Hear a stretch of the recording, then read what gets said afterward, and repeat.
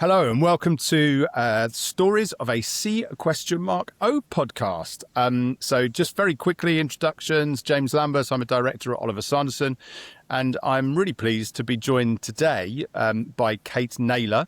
So we're going to have a fascinating conversation, and the topic of the conversation today is actually from physics teacher to chief people officer. We always like to have a theme and a story. So this one is all about how Kate started out as a physics teacher and ended up as a chief people officer. And we'll explore kind of as we go through this, we'll explore her career and her transitions, etc. Before we really get stuck in and I bring Kate into the conversation, just as the usual reminders, please subscribe to the channel so you don't miss any of the podcasts that we launch.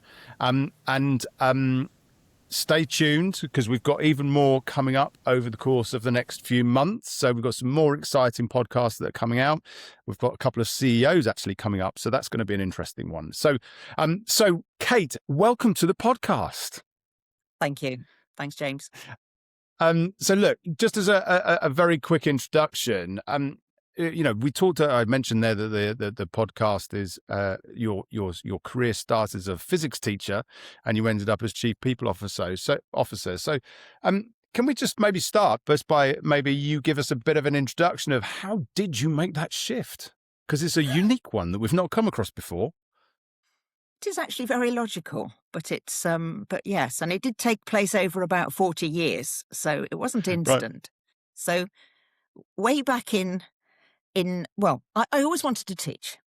So that was a dream of mine from being a little girl. And I was a lazy little girl. So actually I decided that physics was my easiest subject and maths. So I took myself off to university and I did a degree in physics and I did a PGCE so that I could teach. And in 1984, so it is a while ago, I taught physics. I got a job in a big comprehensive school in Dorset. And I taught physics to A-level. I taught kids who were 13 to 18 and I was 22.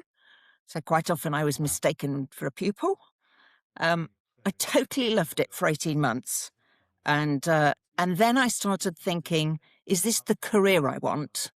And actually feeling uncomfortable when parents asked me about their children's careers because I'd never moved out of education. So I just resigned.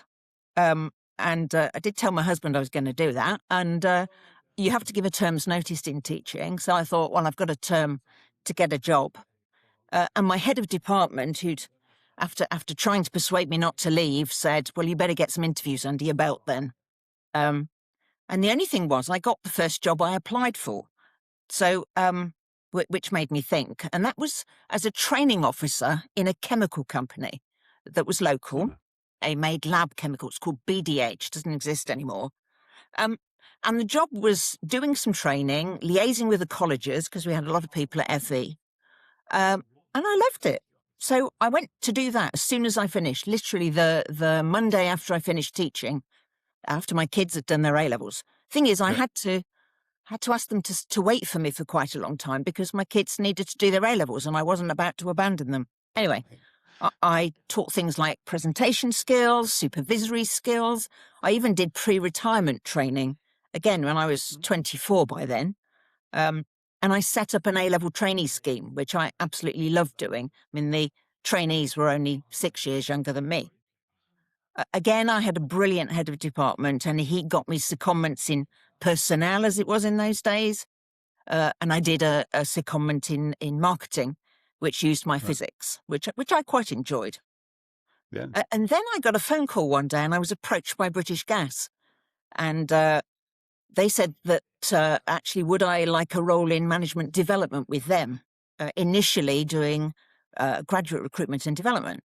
Mm-hmm. So I thought, hey, this is a way of sampling corporate life. So I went off and joined BG after I'd been in the chemical world 3 years. And corporate life was very different. And I'd already learnt how to work in a company and not be too bossy. I think that was something I had to learn. And I made use of the corporate world and had corporate maternity leave. I had my 2 children in those days. I did lots of management development training. And then it was the first reorganisation review, the big one, where British Gas sort of started to be pulled apart. And I took voluntary redundancy. I thought it was about time I did something else. I did a business startup course. I set myself up as a freelance trainer. I managed to get myself a fixed-term contract as head of training at a local company. There was a department store group that had its headquarters in Bournemouth, where I live. Right. And the job was advertised full-time, and I managed to persuade the chief executive, who I got on with brilliantly, to let me do it part-time, to let me do it on a fixed-term contract, and to let me do a couple of days a week whilst I ran my little independent business as well. So he let me, which was amazing. And I found department store retailing just brilliant, absolutely brilliant. And anything that you do with people in retail has a direct result to the bottom line. So whether you're training them to be better managers, better sellers, better customer service, whatever it is. And that chief executive was a real visionary. He used to say to me, we're competing with House of Fraser and Debenhams. We can't do things the same as anyone else. And I loved working for him. He was so inspiring. Yeah. And after 2 one-year contracts with him, one day he just asked me to be his HR director. Wow. And we were about 7 department stores at the time. And this was in 1997. And he said, and I was a bit taken aback. And he said to me, look, you're commercial, you're numerate, you're logical, we get on. The lady who was just retiring as quite an old-fashioned personnel director, she can teach you the people stuff. She can teach you the employment law. So I figured, how hard can it be? And I persuaded him to let me do it 3 days a week to start with, because my predecessor was still there as my deputy. Then I did 4 days a week so that I could run down my business. And then eventually I wrote my own contract, which was effectively a term time contract, where I worked sort of 0.9 so that I could take time out with my kids. And, that all worked. It was really flexible for me. I stayed almost 7 years as HR director as that group grew. So we acquired various other department stores and we grew to 2,000-3,000 people, actually. And, I had massive experience and I learned on the job, I suppose, about HR. But if it hadn't been for that first chief executive who was, totally willing to take me on as a part-timer, absolutely forward-thinking, if I think about it. He said, attend as many nativity plays as you like, Kate, as long as you get the job done. And he was totally not bothered about clock watching and all of those things. So, that was my big break. And that's how I became an HR director. Crikey. And as you say, kind of back in when you talk about the dates, that was very revolutionary, wasn't it? Like the flexibility, the part-time, the opportunity that you got. And I think often we speak to a lot of people, Kate, on this podcast that have very similar stories, but often it's where somebody has seen something in that person that they possibly don't see in themselves and says, look, I think you're ready for this. Why would you be interested? And it's almost like they haven't applied for it. Probably if you did apply for it, you probably wouldn't have got it, right? Yeah. Because the feedback would have been you don't have the experience, as often is the case. So what a wonderful story. And kind of, that was your first step into that HR director position, so senior level position. How's your career then grown on from there? Because you've grown from HR director and you obviously up to chief people officer. So was that sort of the stepping stone to kind of then the progression and then the progression and then the progression? I guess so. I mean, I stayed in that retail group for 7 years as it grew, and I actually only left when the chief executive retired. And my youngest was 10 at that point. So I thought, do you know what? I can do more. And the next job I took was actually HR director designate and deputy in a quite a big supply chain logistics business. And I specifically wanted to go there to learn about trade unions And the HR director he was ex-P&O.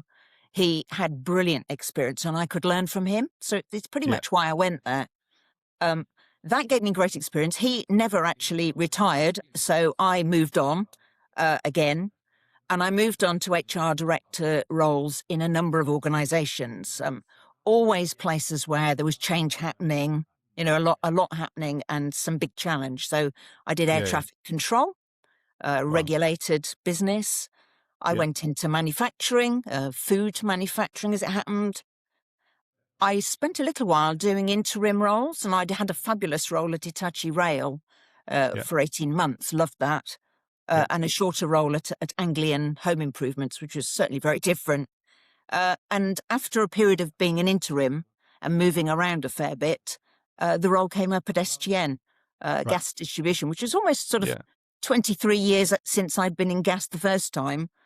I went back, although I did have a couple of periods as consultants along the way. Whenever, I don't know, got made redundant or I decided to move, I a couple of times went and worked for myself again. Yeah. Nice. And I suppose throughout that period of time, we often remember the first opportunity, and the first opportunity moving to the HR director is probably, one of the most standout ones in your career. But I'm guessing you've probably had other highlights in your career, standout moments that you can maybe draw on, whether those be, maybe they could be successful ones, maybe they could be challenges. Are there any other kind of standout moments that you think would be useful to share that might help people? Whether they'll help people, I'll run through a few. Go. In retail, I think when I look back now, I acted as a business partner. Personnel was in the tea and tissues days, but I did act as a business partner, having not had a background. And so I managed to grow HR managers as business partners. One of them even became a store director of a big department group, department store. So that was a success, I think, and made a real difference to that business. When I joined air traffic control, I actually went for a different job, and I didn't want that job. And the guy that interviewed me, I got on with brilliantly. And he created a role for me. He created a role that I couldn't turn down. And so I went to be head of business partners in the commercial side of air traffic control. A colleague who did the operational stuff, he resigned. And actually, I took over both roles and eventually became the HR director. So, that was about meeting the right person and actually having a role created. That was amazing. Yeah. The role at Hitachi Rail probably was the most exciting of all, because it was literally after they had won a £6 billion bid to win, to build and run intercity express trains. And all that existed in the UK was the bid team. They were only about 200 people. And so there was rapid growth up to about 2,000 people over a very short space of time, and putting together the manufacturing facility and so on. And I had the opportunity to shape not just HR, but the whole organization, to recruit the executive team, to recruit the leadership team. That was very exciting. And my role at SGN, there's a couple of things stand out, I think. Leading through the pandemic, it was an opportunity. It was a massive challenge, but it was a real opportunity for HR to take centre stage. And I think roles have changed as a result. Because we had very big shareholders who were effectively non-execs, I had the opportunity to run the recruitment process to recruit my own boss at a change of chief executive. So I've never had that opportunity before, and that was fabulous. And in my last period in that role, I was able to work at a much more strategic level in the chief people officer role, and that actually is what I hugely enjoy. So those are the good bits. I have had some challenges along the way. I've been sacked a couple of times, and one in particular was there was a sort of changing of the guard in the executive team, and several of us were got rid of. And I know now that happens, but it had never happened to me, and it was a massive shock. But I Yeah. picked myself up and set myself as a consultant again and did some really interesting work. So, some good things come of it. Um, I've been, for most of my career, one of very few women at executive level. I've worked in very male dominated industries, and that's been lonely at times. It really Mm. has. And the one exception was air traffic control, where there was much more balanced executive team, and I have lifelong friends from those days, so that's been a challenge. I I actually was bullied by one chief executive. Um, Wow. and took control, decided I would take control, and one day I would leave, and actually things, maybe people detect that. Actually, Mm. things improved, and we had a good relationship eventually. And then my last one was I had a breast cancer diagnosis right in the middle of a massive company transformation, which it is the biggest challenge that I've ever faced in my career. Mm. I bet. And we often think about those challenges, don't we? And we forget, sometimes we forget about the good things that have happened in our career, and we remember the challenges. But Yeah. the last one is a huge challenge, Kate, and in the middle of a transformation too. Mm. How can I? Do you mind me asking? How Yeah. did you cope with that? Well, with a lot of support, I think. My chief executive and I, work-wise, I mean, work was such a big part of my life. So Yeah. actually, it was how to handle that, particularly at the stage we were at. And he suggested that I step back into a more strategic role as the guiding mind for the people side of transformation, Right. whilst I did my chemotherapy. So I had a 6-month period where I was having treatment, but I was also the guiding mind. And do you know what? I actually enjoyed working more strategically, and it took my mind off not feeling great at the time. Mm. So that actually worked well. I then took time out for surgery Yeah. and subsequent treatment, and eventually it came time to go back to full-time employment, still in the middle of a transformation. And priorities change, and I concluded that I am retirement age, that actually maybe I would retire, at least from Hmm. full-time employment. But I have had a less drastic health challenge earlier in my career, where I needed to take a month out. At Yeah. the time, thinking, how can I ever take a month out? This isn't going to work. And I was doing a leadership program, and the tutor said to me, Kate, this is a wonderful opportunity to step back and empower your team. And I did. They stepped up, and I was really humbled. But I'm very proud by what they Yeah. Yeah. achieved. So it needn't be the end of the world. Yeah. Yeah. And I think that's it's before we move on, I think it's a really nice thing to kind of finish, not finish the podcast on, but to finish that sort of section on, because I think so often as leaders and senior leaders, and I've been in some senior leadership positions, and you we as a nation, and even wider than as a nation globally, I would say a lot of countries and a lot of people have this fear of stepping back sometimes, whether Mm, it's ill health, whether it's just going on holiday for a week. mm, We have become a society that doesn't often allow those underneath us to yeah. step up or leave them alone Mm, to thrive, yeah. or not to thrive or to learn, whichever Yeah. way you want to look at it. Yeah. Um, but with the world that we're in today, with technology, we are so interconnected that actually I don't think we often allow those people underneath us to really fly and flourish and have a go.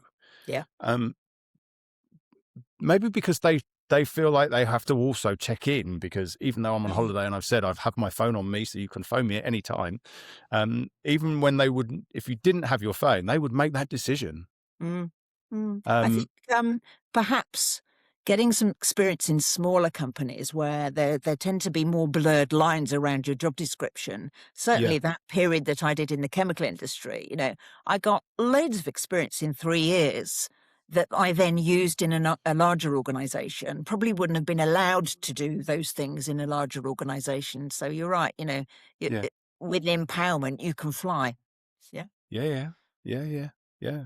And look, you've I have to say, before we hit record today, Kate was telling me about the magnificent training session that she'd just been on, which is you're now outboxing. So from you've gone from your health issues to and should we say in the ring? Maybe there's another podcast there, Kate. But phenomenal to see you back fighting fit again, shall we say? Yes, and suddenly I'm a busy person, I'm a driven person, and now I'm fully fit again. It's sort of, now what can I do? So I've taken up dance. That's not going so well. Boxing, I completely love, I have to say. Brilliant. Well, look, we won't go down the rabbit hole of boxing and dancing. Let's stick to the point. You've obviously, you've talked about working for some amazing CEOs and in some amazing businesses.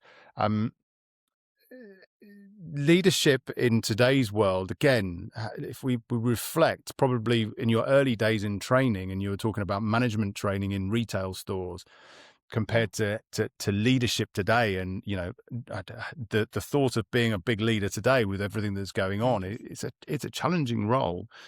And often we get caught up in all of the minute details when we talk about leadership, of all the different things that we need to do. And sometimes, when I reflect back about my best bosses or my best leaders, sometimes it's the smaller things that have the biggest difference. But you've had some great experience and some great organization. From your perspective, when you look at CEOs or just the C-suite, your peers on the C-suite, when you were at SGN and other places, what leadership traits really stood out for you? Because that's going to be, again, part of this podcast is to help people to understand, how can I develop and grow, and hearing what your views on exceptional leadership traits are may help people to, again, expand and step up and be confident enough to step up. So what are the key leadership traits that stood out the most to you in your career, Kate? I think whether it's the chief executive or the executive team, having a clear vision for the business, that can be communicated all the way down, I think is massively important. And for those leaders to be visible and connected in the organization. If I think about remote leadership, just doesn't work. The people on the front line just don't know who you are. And actually, I've worked with chief executives who have done that in a different way. So the guy at the beginning, who was a very clever lawyer, was a very shy man. He actually had a managing director who did all the handshaking and knowing the people and all of that. They worked as a duo. One of the chief executives in gas was brilliant at spending days out with the front line, really getting where they come from. And I think that's so important. I also think having the executive run as a true team, really aligned, having each other's back, everybody's contribution valued. And, for the chief executive in particular to recognize the value of diversity. And when I say diversity, I actually mean different thinking, wherever it comes from. For real synergy, so that you really feel valued, and that the person at the top hasn't got all the answers. I mean, these days, they're never going to have all the answers. So actually a little bit of humility is helpful as well, I think. So they're probably the things that stand out for me. Yeah. And it's so true. Like, if you don't have a vision, if you don't know where you're taking the ship, let's say, how the people that are going to be working, where you're going. So it's sometimes this is what I mean. Sometimes it's the simple things that we forget about that have the biggest impact. And I was talking to somebody else about engagement this morning and saying exactly the same thing. Don't overcomplicate it. Keep it simple, translatable to everyone in the organization, so they know where we're going as an organization, so they can buy into it. So, yeah, very good. Yeah. And again, I love how over the years terminology has changed. And we look at the world that we live in today, and you only have to go online to there is always a comment about what's changing in the world of HR, what's changing in the world of business, how is AI taking over, what's the impact of AI, all of these great things. And it's fascinating to sit back sometimes and watch. But, from your perspective, obviously HR has evolved a huge amount. And I remember the days when, it was a personnel department, and then it moved to an HR. Now it's moved to a people function. It's continually evolving. Where do you where have been the big shifts, if you like, from your perspective around HR? And the big multi-million pound question is, where do you see it Sure. kind of going in kind of 5 years, 10 years time, Kate? Well, I think, when I started out, in the early 90s, that it was personnel, it was admin and welfare, tea and tissues. Actually, that didn't appeal to me at all. And I think I've already said, actually, I did a business partner role. That I thought was the role of HR. In fact, I called myself an HR director. My predecessor had been a personnel director. So, there was that move to human resources, even though that sounds horribly impersonal, I've always thought.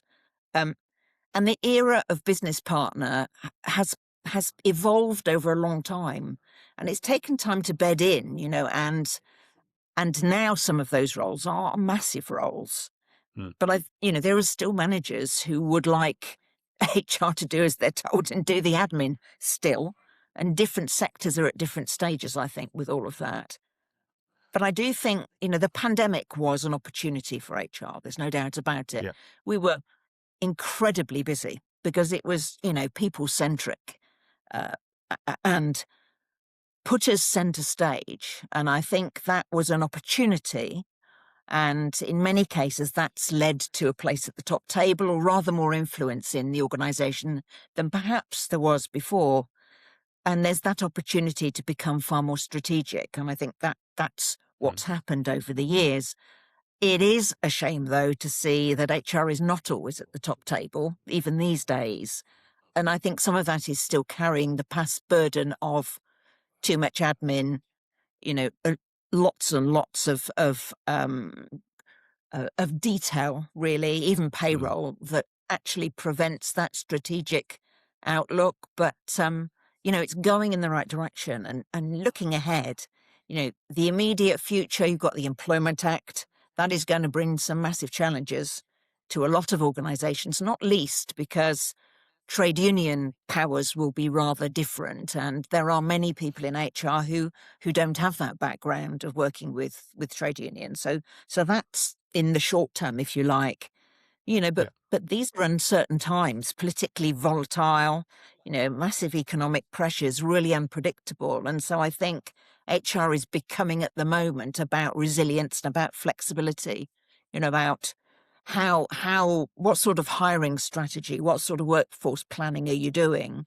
But I think, it's becoming really exciting. There's a real opportunity to be more and more influential, for the triumvirate, if you like, the chief exec, the CFO and the CPO, to really be right at the heart of the company, which is amazingly exciting, absolutely challenging, but totally not for the faint-hearted.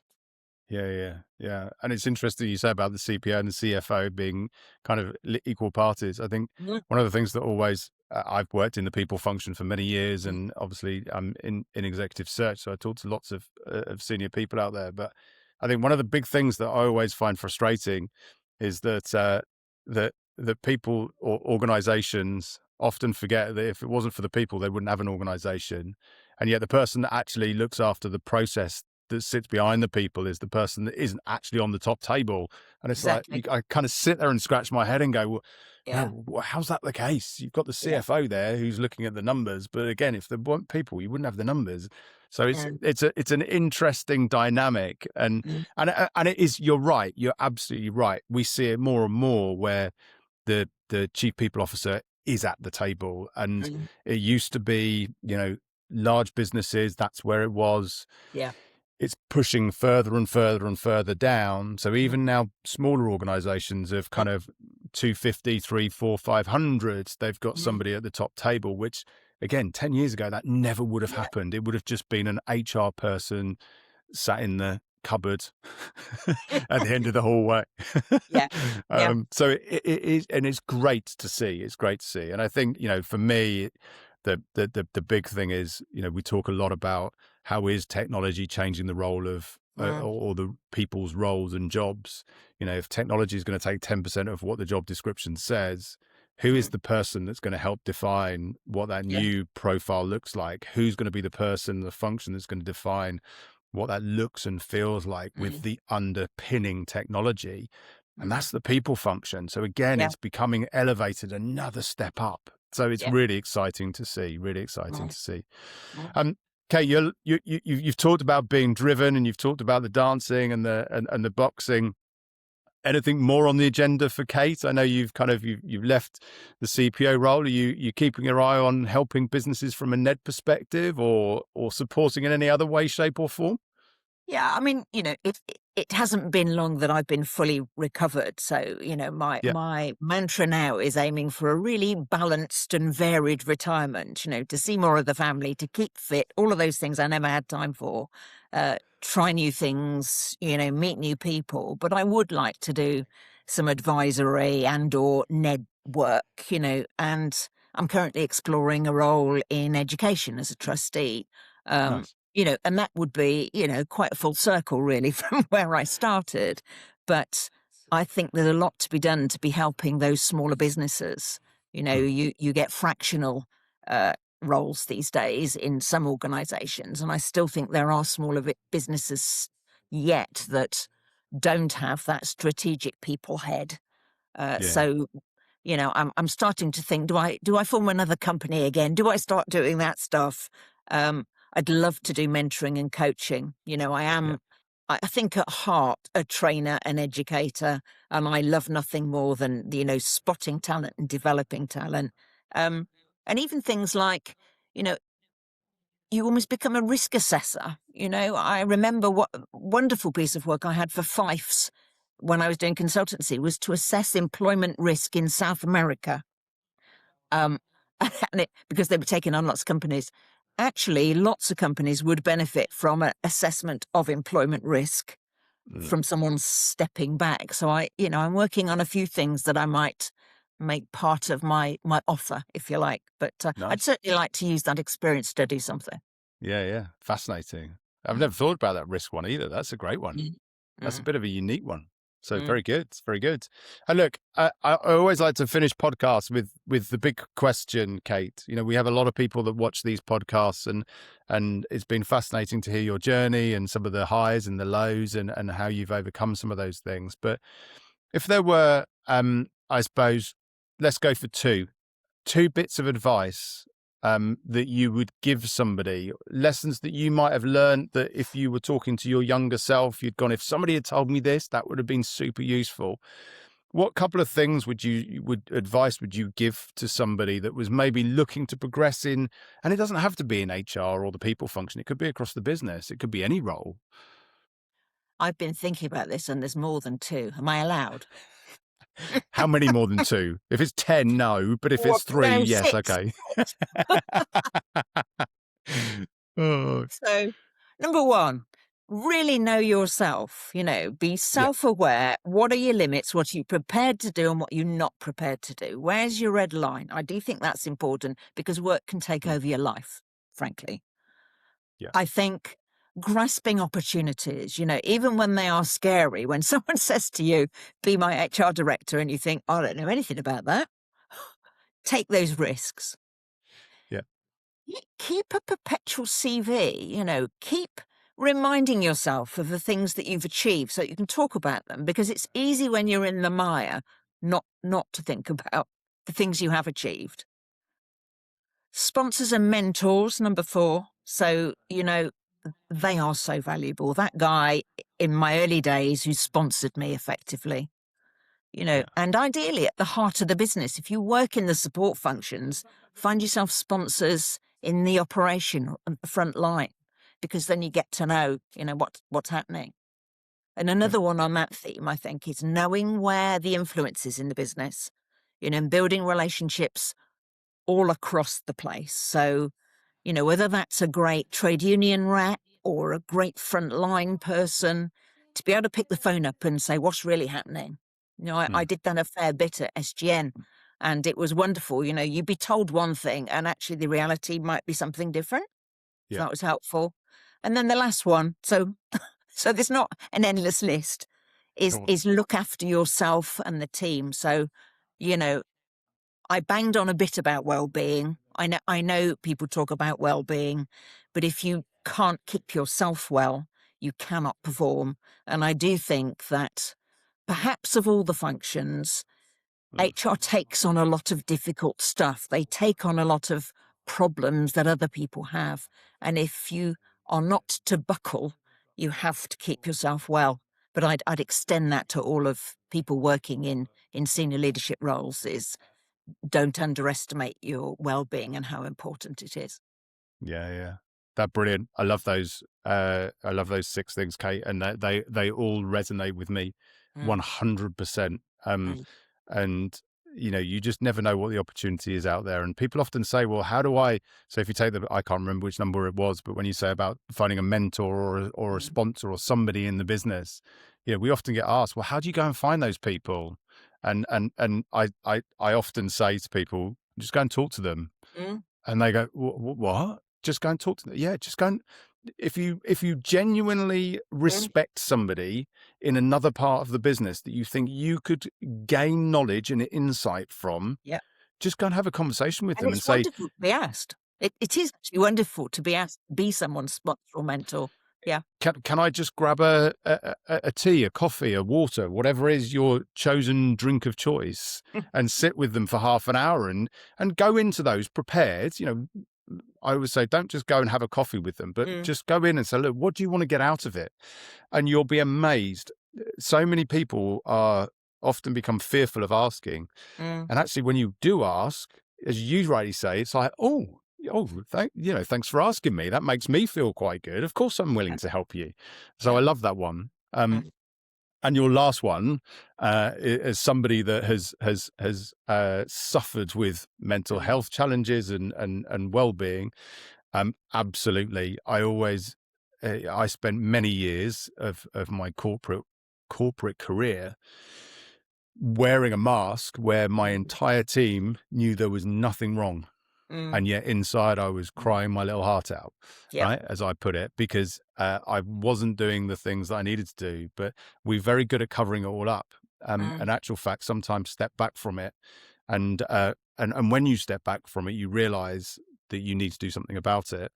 And my favorite strap line when we talk about, especially from a leadership perspective, is this: one dead battery can't jumpstart another. I like that. I like that. And it's so true. Like if I'm flat, how can I engage and motivate somebody else? And so, that's my favorite saying when it comes to leadership is that, and people go, oh yeah, no, that's true. It's being human though, isn't it? It is being human. I remember a vlog during the pandemic where a chief executive, I persuaded him to go on and say that he'd been out for a run during the day.